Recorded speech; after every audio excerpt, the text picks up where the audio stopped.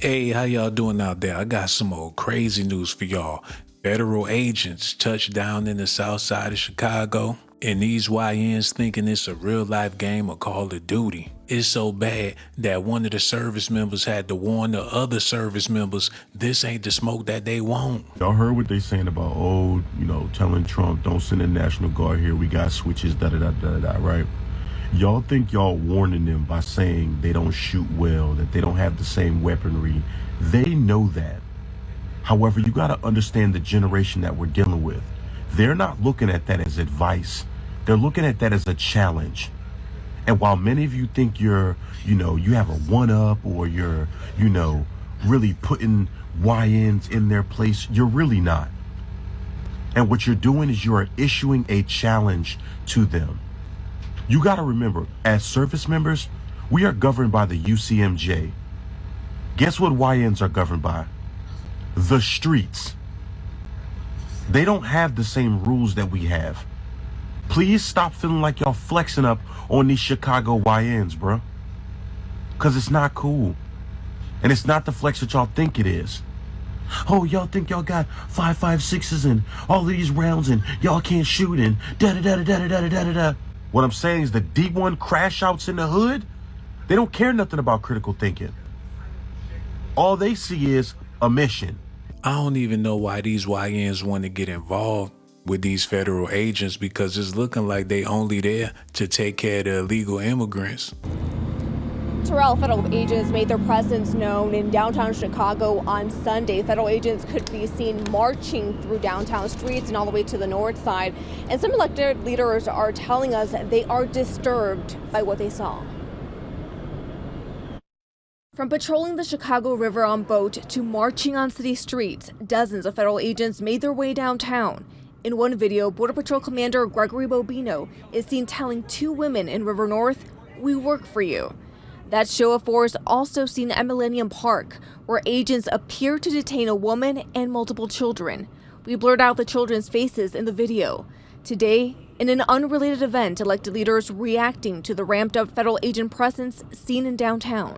I, like many in Chicago, were quite shocked to see the videos of the Border Patrol boats on the Chicago River, the dozens of individuals walking up and down the streets, and I think perhaps most iconically, the young girl having to translate between the ICE agents and her family as they were interrogating them. Immigrant advocates pushing back against the increased enforcement. How dare you?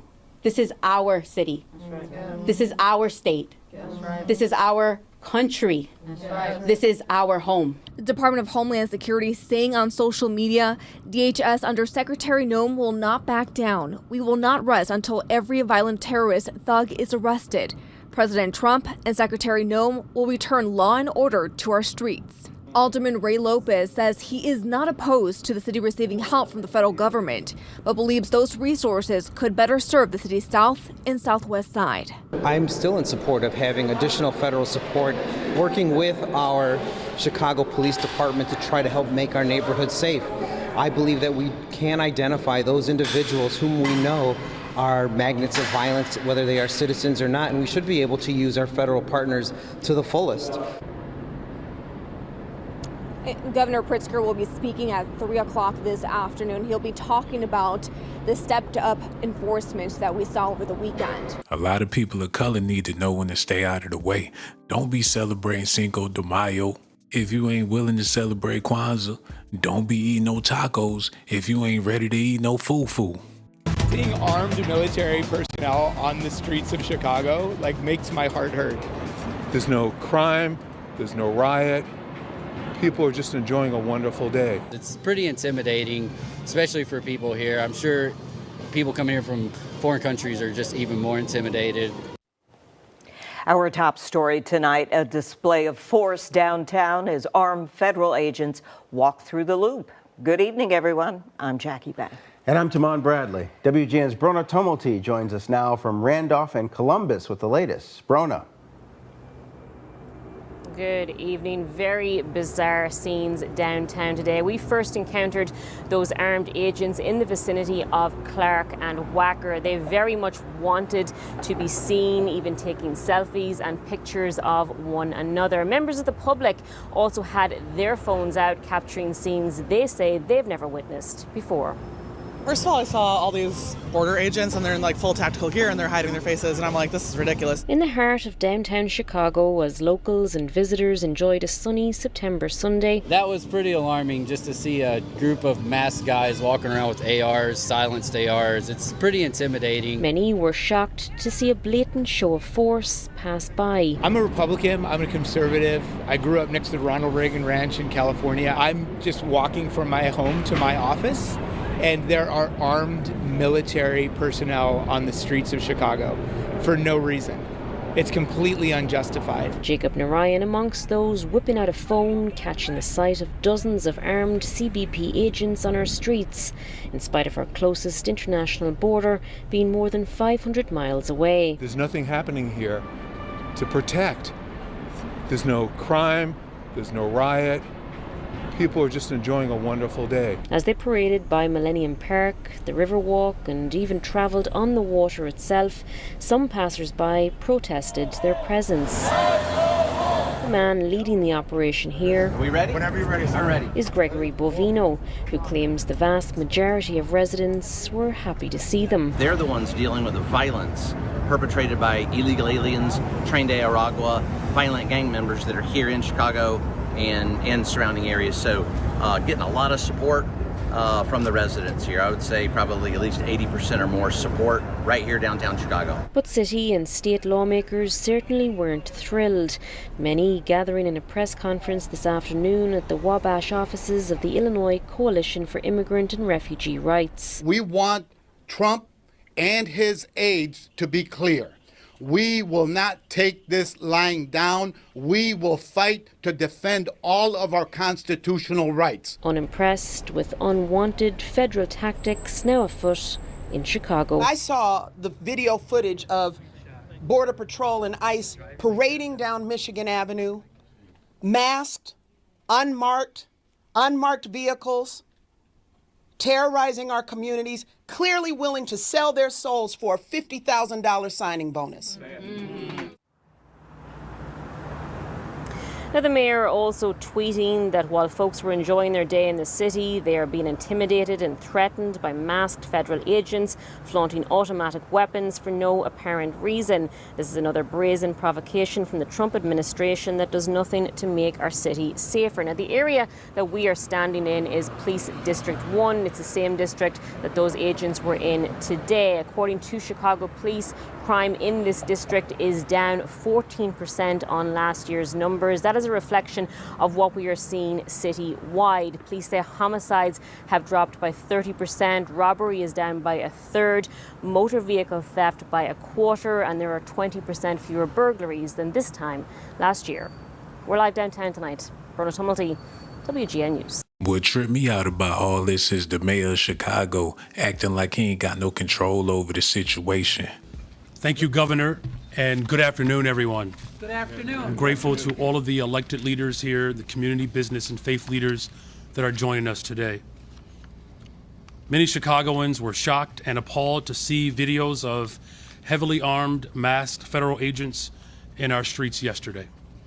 The reality is that this stunt has nothing to do with public safety. This is about politics, money, and power. The president is using his militarized force the exact way he intended, to advance his political goals. He wants to militarize our cities, whether that's through ICE or through the National Guard or the United States Army or Armed Forces. He wants to provoke conflict so that he can use this as a pretext to send even more federal agents into our city. What we saw yesterday was an absolute disgrace. Families, visitors, everyday Chicagoans were out enjoying our city, and they were met with dozens of heavily armed federal agents aiming to strike fear in our communities. They targeted street vendors and construction workers, just trying to make an honest living. They made a little girl act as a translator as they took her family into custody. These are heartbreaking scenes that have nothing to do with making our city safer. My question to these masked, heavily armed individuals is simple. What could you possibly need an automatic weapon for? The only plausible explanation is that their aim is not to carry out their duties, but instead strike fear in our communities. If you are following the law, if you are in accordance with the Constitution, if you have a criminal warrant, then there is no reason to cover your face. This comes on the heels of the revelation that was reported on MSNBC that Tom Homan, the so-called border czar, accepted a $50,000 bribe from undercover FBI agents in exchange for lucrative detention center contracts. So let's call it what it is. Tom Homan sold out the American people for $50,000 in cash. And that's why I'm calling on the federal government to appoint an independent investigator to review every single contract in the city of Chicago, the county and the state, related to any ICE detention centers. The people have a right to know if these contracts are legitimate or if they were granted as a result of outright bribery and corruption. As of last week, 72% of those held in ICE detention have no criminal record. And of those with a criminal record, many are for traffic violations and misdemeanors. The Trump administration's detention campaign is not for public safety, it is for profit. More than 90% of the immigration detention centers are run by private and for-profit corporations. The Trump administration has already engaged in no-bid contracts with private prison contractors across the United States. Executives at private prison firms are calling this a gold rush, as their stocks have soared by as much as 80%.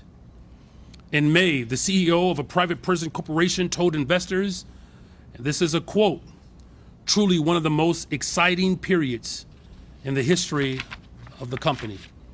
One company estimated that they could make as much as $400 million of taxpayer money per year from private detention. Another said that it could make as much as $1 billion in additional revenue.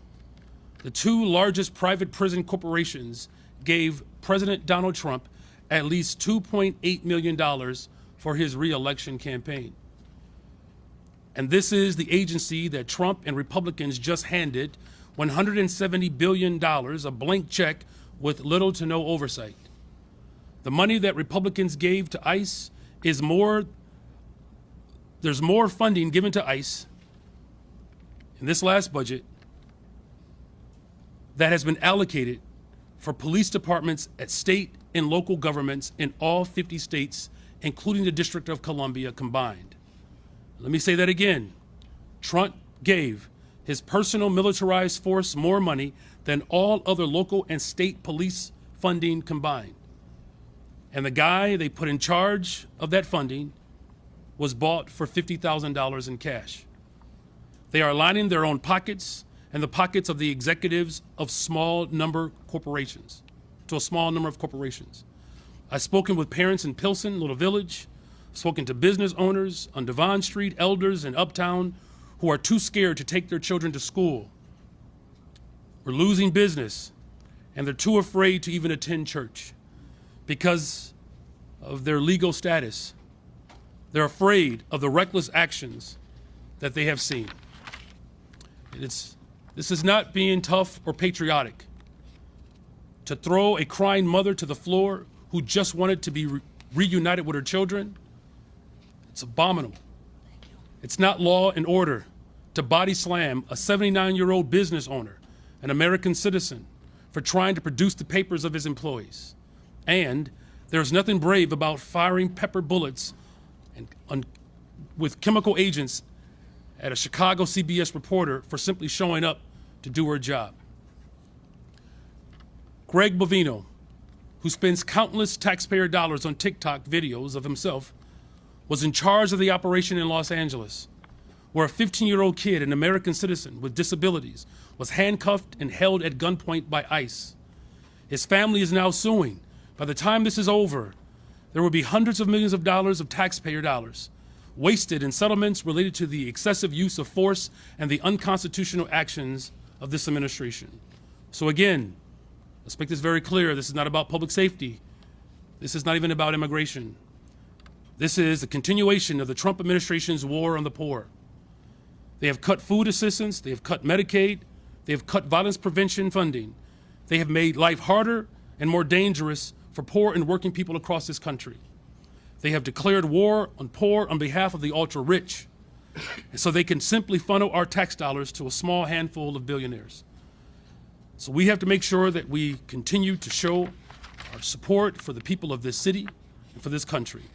In closing, at a time when we are cutting hundreds of millions of dollars from healthcare, public health, housing, and defunding public education, manufacturing austerity, I'll say that plainly, the Trump administration is worsening poverty at the same time as declaring war on the poor.